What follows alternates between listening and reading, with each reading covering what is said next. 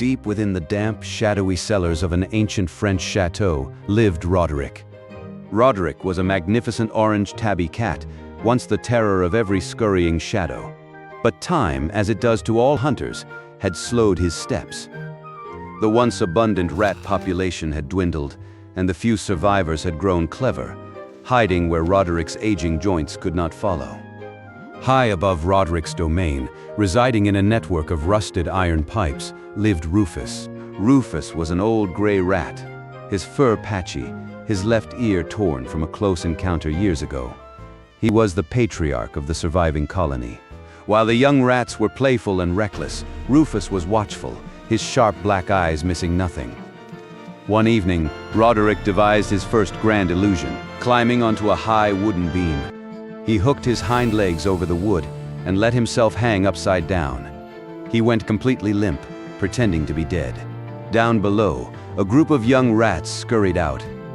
They saw the hanging cat and cheered, believing their tormentor was gone. But Rufus, emerging slowly from his pipe, raised a single scarred paw. "Halt," he whispered. Rufus squinted upward. He noticed the slight, rhythmic twitch of Roderick's tail.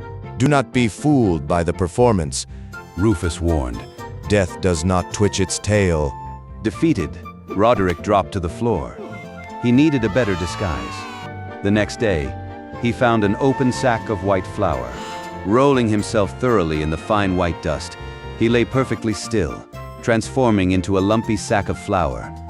Again, Rufus emerged. He hopped onto a stone ledge and stared down at the white lump. He didn't just look, he listened.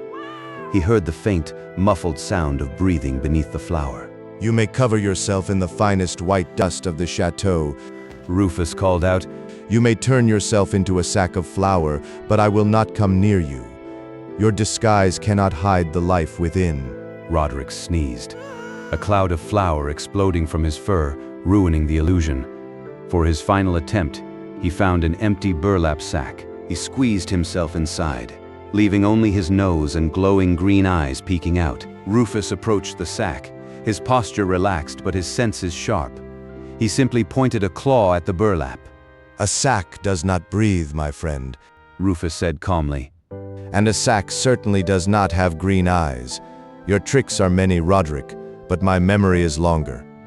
I have survived by trusting my wits, not my eyes." Roderick slumped inside the sack, his ears flattening. The great hunter was finally outmatched. He crawled out, gave a defeated sigh, and trotted away. Rufus turned to the young rats. "Remember this day," the old rat told them. "Cunning may catch the foolish, but caution and experience will always save the wise."